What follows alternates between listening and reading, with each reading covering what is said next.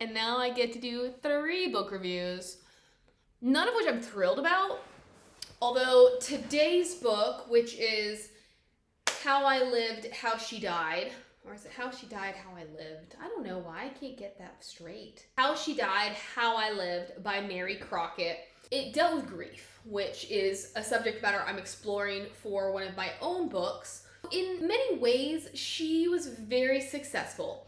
I did find myself losing interest around the 3/4 mark. And I think it's because sometimes I didn't understand what was going on, what the point of the scene or the events were, because the book is about this girl who escaped death. She and I think it was 5 other girls had been texted by an old classmate, and for each one he gave a reason why they should meet up. And his whole intention was to kill one, if not all, of the girls who agree to meet up. And the one girl who does agree to go is like the kindest of them all, and her name was Jamie, and he did very terrible things to her before murdering her. His reasoning for choosing these girls was because they all had brand new cars, and he wanted to get out of his grandmother's house. He wanted to get out of town, so he needed a ride. So he targeted the girls whose cars could get him there. He needed more development. I needed more reason to connect with the why of it all. We do learn at the end, because the beginning first chapter, I question whether we need it. It's like a prologue essentially, and it shows our main character, whose name is... Apparently, I never noticed that the narrator doesn't actually have a name. Weird. If only I hadn't returned the book already. Anyways, it opens with our narrator at the pool thinking about the boy she's dating and about her best friends and how it's summer and how she can't wait to see them, but right now she's all alone. She receives the text and he offers her drugs in exchange for getting together. She is about to say yes when a text from the boy that she liked or that she was dating came through. So then she went to see him and she escaped death. I would have liked to have seen more about that guilt, because we do get a clear picture that she feels like people should hate her, like Jamie's boyfriend Charlie, like Jamie's mother, that she feels like people should hate her for escaping when Jamie did not. And I guess the reasoning is she was gonna say yes, and therefore it should have been her. So the book opens with that, and then it fast forwards a year, and I guess Kyle is going to be sentenced. We get to the end of the book where he's actually getting sentenced, and Charlie, who had been like a shell of a person, and then our narrator brings him out of it. They start dating. They have their things to work through. So there's a spoiler for you. He decides that he needs to sit in on all of these depositions. He reveals to our narrator that Charlie had an intention of killing somebody else. All of this to say we needed more of his reasoning. What we're given is that he doesn't get along with his grandmother and he wants out. I wanted to know why he didn't get along with his grandmother. We do see her, and we could have used more of her too. So here's some big spoilers. We get to this memorial scene, and our narrator sees this real creepy, odd, standalone woman off in the distance. She has no idea who this woman is, but this woman stands out to her. We see nothing about this woman until the very end, where we learn it was his grandmother.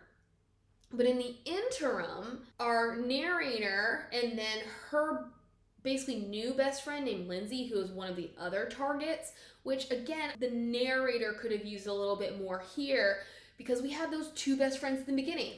And all we learn is that they drifted apart because of her emotional state in the aftermath of Jamie's murder. And so she pulls away. They lose sight of each other and of their friendship. They have a blow up, which cancels everything. And so now she has befriended this other girl named Lindsay, who I quite liked. Again, sometimes the writing felt disjointed. And I liked that it was essentially disjointed because it gives us a good insight into the characters' frames of mind. But it almost felt like we needed to be rooted in something, but there was so much grief and anger and stuff to deal with that there was no anger. In any case, these two girls realize that they're receiving things that don't make sense, particularly like the narrator. One day she steps out of her house or comes home. I think she came home from school, and she noticed one of those little strawberry candies that all of our grandparents like to have. And she's like, nobody I know eats these, but I do remember that Kyle had offered me one. Is this from Kyle? And then we get her opening the door and finding flowers on her doorstep, and she thinks they're from Charlie, and the note is, it wasn't your fault, or something like that. And she attributes it to Charlie because they'd had a discussion. Like, he had become very distant, and so she basically blew up at him and broke it off.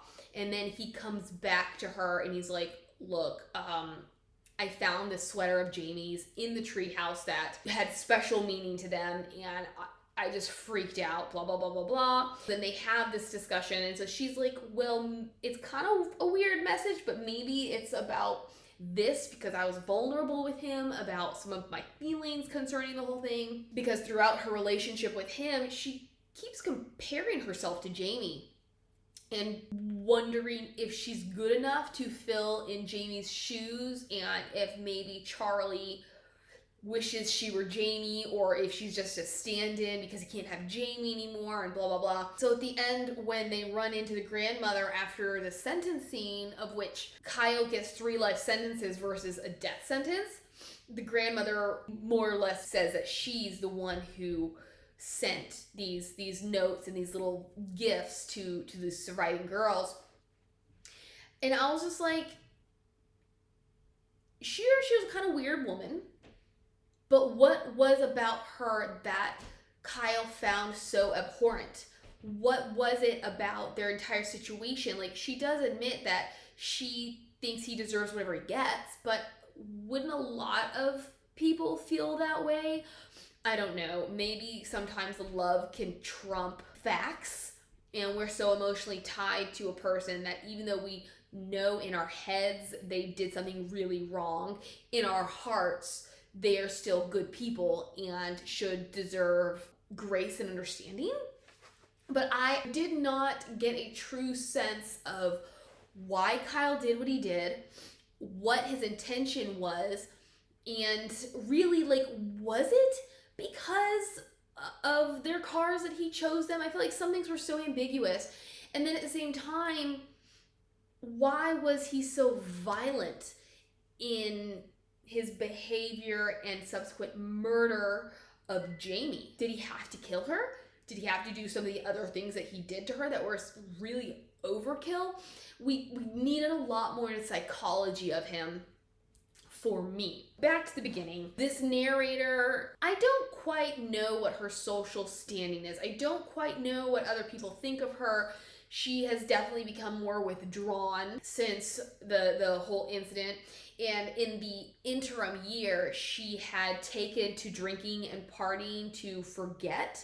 She has since come out of that stage. So I don't really know if people like her or they don't like her. She does not have many friends. I do not quite know if she is or isn't attractive.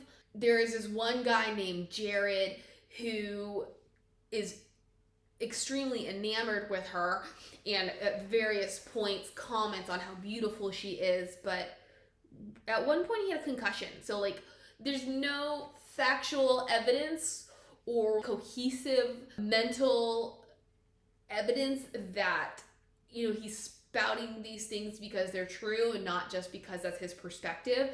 And then we do have Charlie, who also professes his attraction to her, or her attractiveness to him. She at some point notices Charlie. We are introduced to him very early on as to how he is not who he used to be. He's very withdrawn, a shell of a person.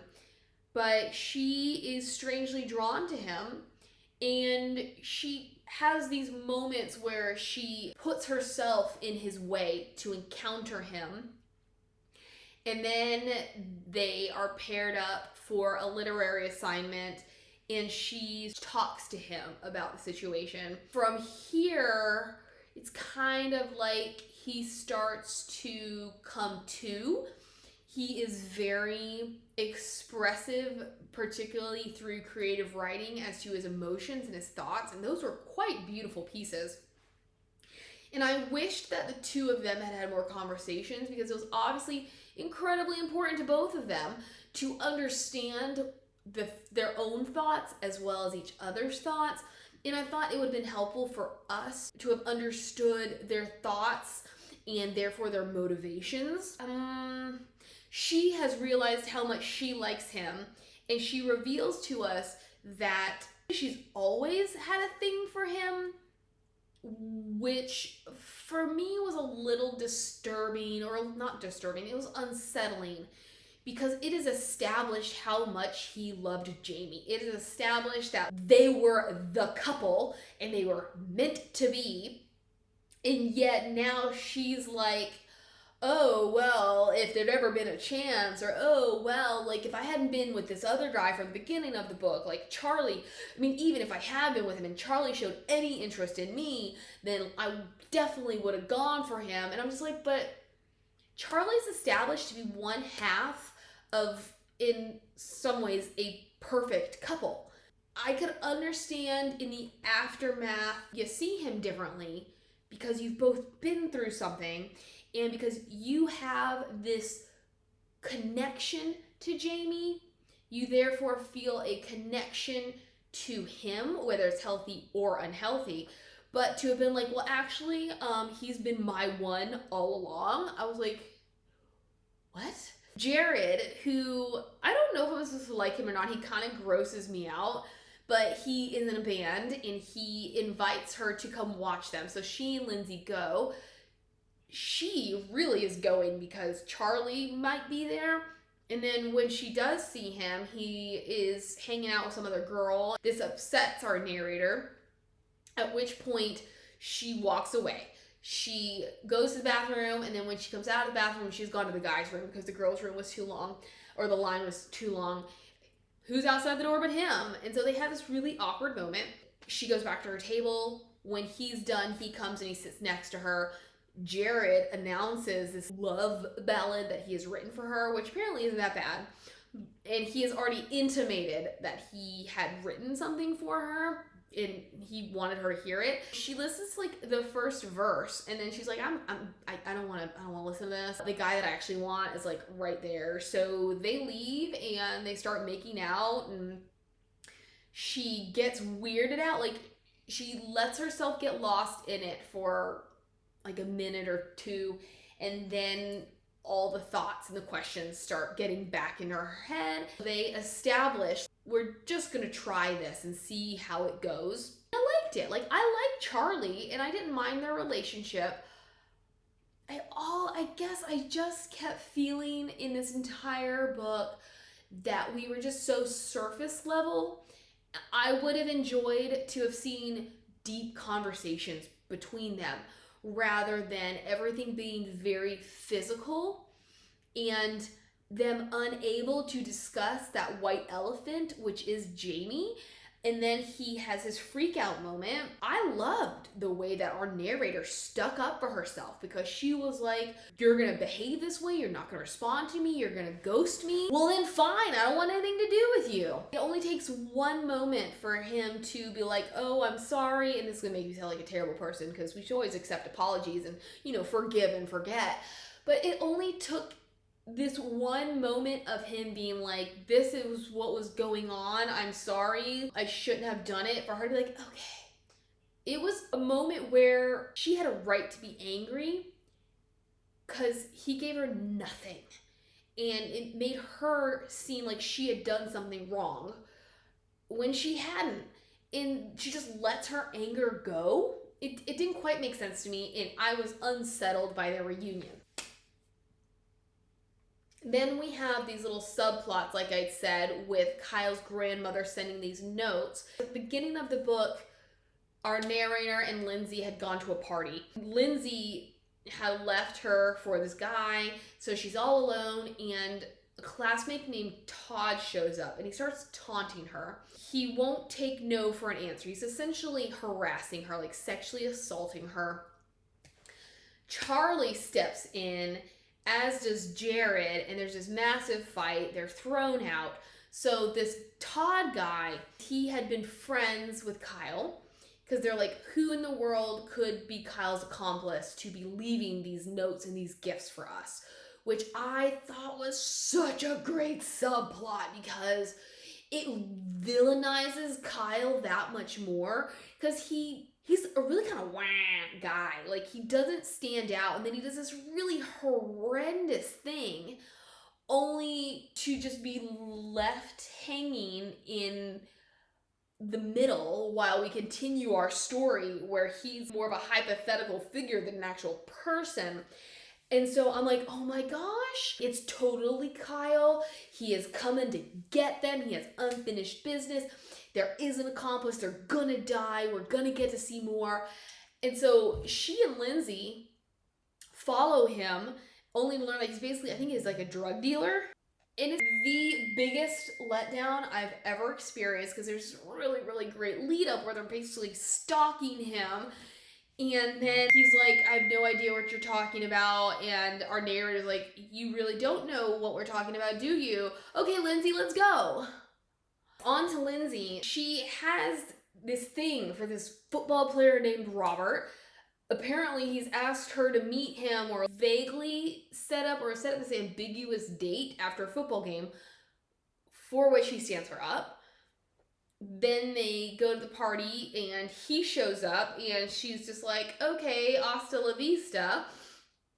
And our narrator is not supportive of this. She has a very clear-eyed view of what's going on here, and she's open with Lindsay about her fears and concerns, only for Lindsay not to really like what she has to say, and then she leaves her, and then is incommunicado for like a week. Turns out that her phone had died and she'd lost her charger. The whole situation was very wishy-washy to me. Like, you went a week without figuring out a way to charge your phone? It's like a flat-out lie. Only for later in the novel, when our narrator and Charlie start dating, Lindsay's like, oh, you can't give me any of your time, and blah, I don't know. And then Lindsay is obsessed, and she's convinced that she and this Robert guy are gonna get married. And I'm like, I don't know. I liked Lindsay. I thought she was real sassy. But maybe she was just too true of a teenager for me, where I was like, seriously, you're not getting married. He's playing you. We need more to convince me that I should be rooting for this relationship. And then she catches him cheating, and I love it. She goes after him. I absolutely loved it. But at the same time, I was like, why did you think that you were his one and only? Because obviously you weren't. So at what point in this obsessive relationship that you two seem to have together, because you're spending all your time together, does he find time for somebody else? And I don't remember. I think they were to girls' night, which is why he actually had a night away. So I'm like, were you a side piece? Was this other girl a side piece? What was it that made him, or enabled him, allowed him to just switch over to somebody else so quickly? And then we get to the end of the book, after everything, where I've started skimming. I stopped caring because it was just too disjointed and floaty for me, where he's with someone else and obviously know each other in biblical terms, And so I was just like, I don't understand this relationship either, and therefore I'm losing a sense of Lindsay and losing my connection with Lindsay. There was some subplot about her, I think, getting a scholarship or something through something that had to do with the church, yet she is like incredibly promiscuous and doing things that I'm like, I don't think your church would have approved of this, and therefore it was working like some kind of camp or something in again, I don't remember, but I was just like, this doesn't align for me because the church has certain standards and they will be looking for certain behaviors in people that they're letting lead and that they are vouching for. So again, that felt discordant to me. And this I don't blame her on. I think it's a great character trait because it says a lot without saying anything at all, but she deals with her grief and her problems by taking stuff and doing stuff with other people. This book, on one hand, it hit me the wrong way in the right way because I liked the depiction of what it's like to have survivor's guilt. But on the other hand, I needed something to tie everything down, to anchor it to the ground so that all of these ambiguous thoughts and feelings and occurrences felt rooted in something and that they were moving towards something. But in a lot of ways, it felt like our main character moving through her life, feeling guilty and just doing stuff because she's living life. It's not really pointless. I can see the plotting, I can see the direction. So yes, it is like we are taking steps towards something, but it's like instead of being determined to get somewhere, we're just doing a lot of this. I don't know. I'm tired. I cannot properly express my thoughts. The characters, even though I had characterization issues, they weren't boring per se. I did think she created good scene. She appealed to all of my senses. It was a good idea. I think just overall, I didn't get from it what I wanted. I would have liked more pain and sadness and an exploration of the why behind it all, whether it is the main plot, whether it is our main antagonist, whether it is our main narrator, which if she truly has no name, I cannot believe that I never noticed she'd have a name. I thought she had a name. Yeah, she has no name. I think that was extremely successful because I went through an entire book without realizing that the narrator had no name.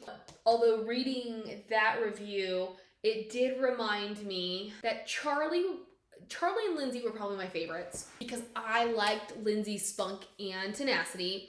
And Charlie, I felt like he was the most complex and dynamic. I quite enjoyed the way that he had been person A before the event. After the event, he was person B, and he also carried guilt because he should have been there for her. And then after his encounter with our narrator, he's essentially person C. I do struggle with is that it looks like he is coming to terms with things on his own. We are not seeing it, but we are seeing the effects of it. And so I quite liked how she is questioning everything and she's so worried, but he is reassuring her that he knows what he's doing. He knows what he's feeling.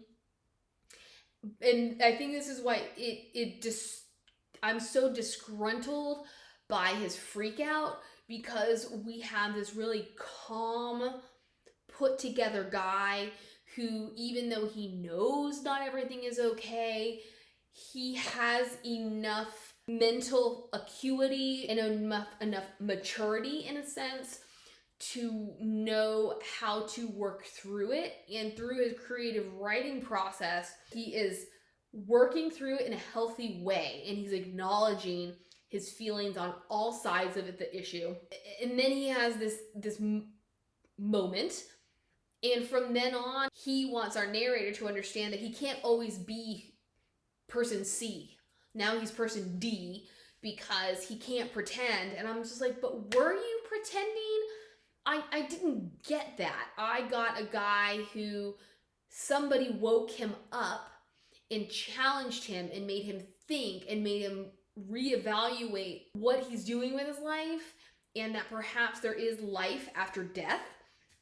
And so I liked him because he had a lot of sides to him. I didn't like him so much after his freak out because I lost that connection to him, and I didn't quite know who he was anymore. But yeah, anyways, I'm going to stop here. I'm going to stop rambling. I'm going to move on. Let me know if you've read this book. Let me know what your favorite books on grief are. As always, like, subscribe, comment. Stay classy, San Diego.